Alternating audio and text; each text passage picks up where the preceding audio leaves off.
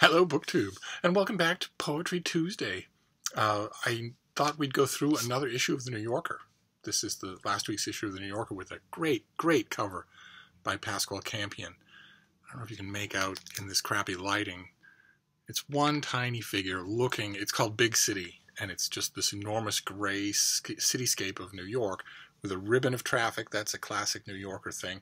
But the thing you can't make out in this lighting is that the speckles of light from the windows on the buildings become falling snow in the dark. They merge together. You can't tell from up here.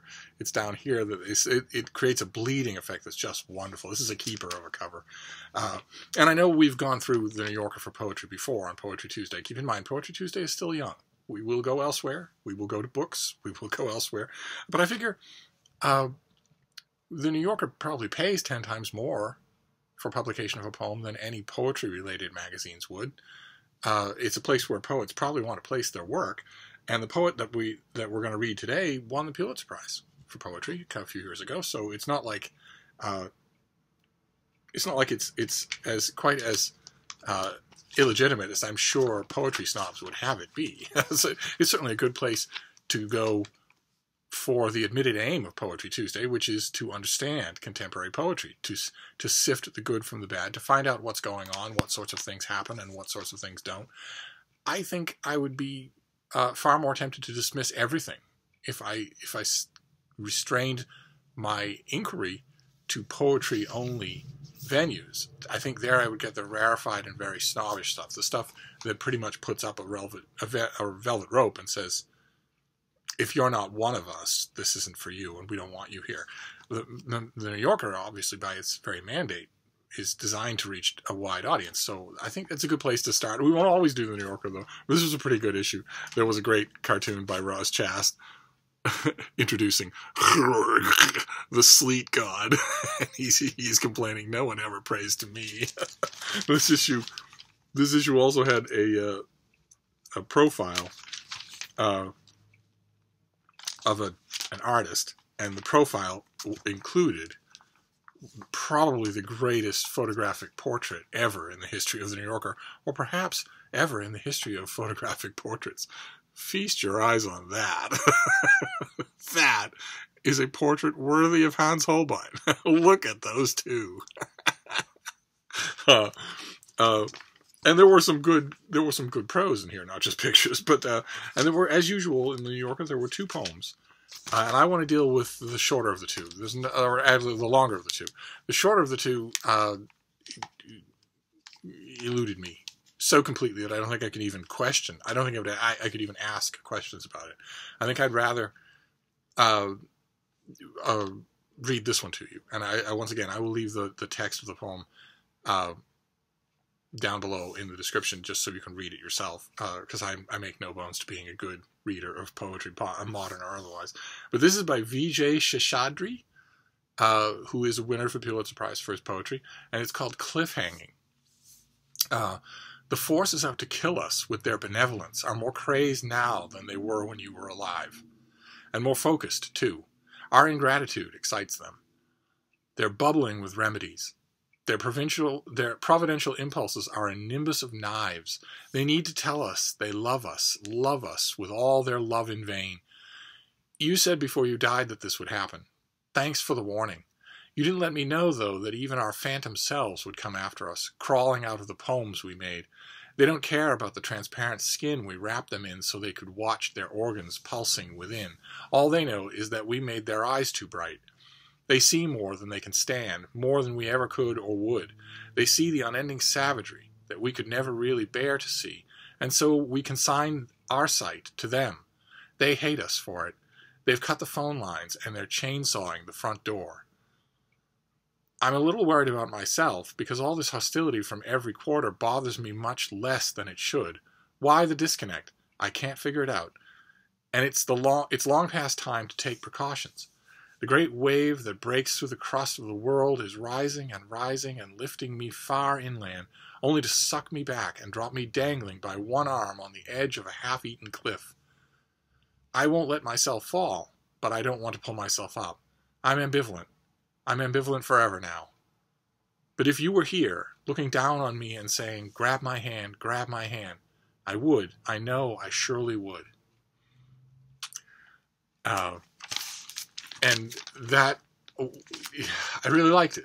I confess, most of my experiments with contemporary poetry to read to you on Tuesdays have been poems that I have ended up thinking a lot about and really liking.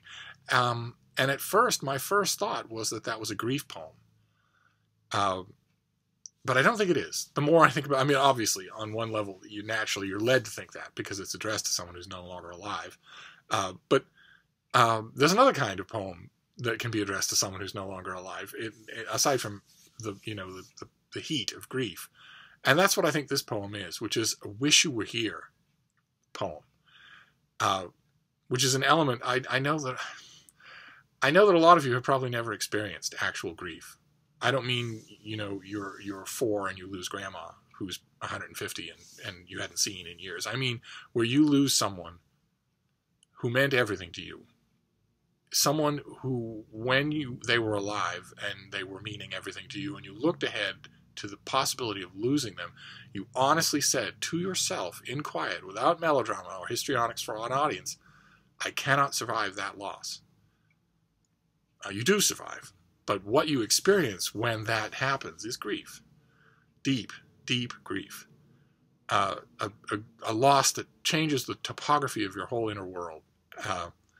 And when the firestorms of that have subsided, when they can come back, those firestorms, they can come back without any warning at all. They won't possess you the way they do at the beginning, but they can arise out of nowhere and totally incapacitate you in the middle of broad daylight, in the middle of a working, happy day.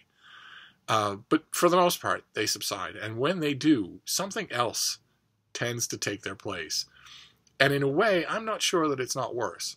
It's just, it doesn't have poems written to it, usually. I think this might be such a poem. And that's a wishing you were here. The pain of the ripping away, the pain of the loss, yes, all that is very dramatic. It's horrible to feel, horrible to remember. And it can reshape you, like a tidal wave reshapes a shoreline. But something far more low-key and also far more persistent is just wishing that the person were still around. You didn't love them for yourself. You love them because of them. And you encounter in a week or in a month or sometimes every day little detail that you either want to talk to them about or that they would want to talk about, and they're not here anymore and they're never going to be here again. So you've got this phantom reflex out of nowhere that I feel all the time. It happens at least once a day that I feel that way for somebody or other. I am surrounded at all times by a big, enormous crowd of ghost dogs, for instance, but also humans as well. I've lost editors. I've lost friends, colleagues, and I think that might be what this poem is talking about. There doesn't seem to be so much grief in this poem as, gee, if you were still here, I wouldn't be ambivalent all the time. I think the person the poem's addressed to helped the narrator not to be ambivalent. I could easily see, for instance, a whole bunch of people writing a poem like that about, for instance, a figure like Christopher Hitchens, where you warned us that this was coming. And if you were still here, it would be easier to feel one way or another about it. Polarizing in a good way, I guess. I liked it. I loved there were a couple of buried rhymes in there that I detected. I went through it a second time, and I think one of the reasons that it reads so easily is because there's a very carefully modulated rhythm underneath the surface of what looks like not poetry at all. It looks like just stacked prose. The diction is kept intentionally very informal and idiomatic, and I think that's intentional as well. I think this poet really knows what he's doing, because the scansion, so to speak, the formal rhythms going on are I think carefully kept underneath the surface. They don't draw your eye at all. You have to look for them, and the end result is a poem that is easy to read but long, that will stick with you for a long time. At least for me. That was so. This is another successful Poetry Tuesday. And once you've read the poem, I'm curious to know what you'll think.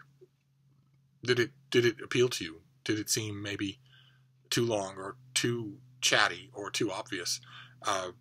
I'm going to persist. This is January isn't even over, so I'm going to persist in writing the text of the poem down below. There was a question that came up after the last video. A couple of people, no one accusing, but a couple of people wondering if maybe that was pushing the limits of copyright.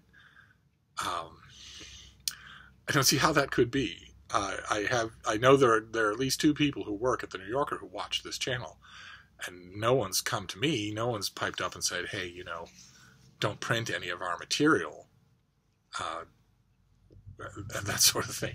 I will do this, but then I think maybe next week we'll do something that isn't the New Yorker or that isn't a current, for sale magazine, or I will make some inquiries and find out one way for sure. I'm so accustomed to being shielded by the doctrines of fair usage when I review that this is a little new to me.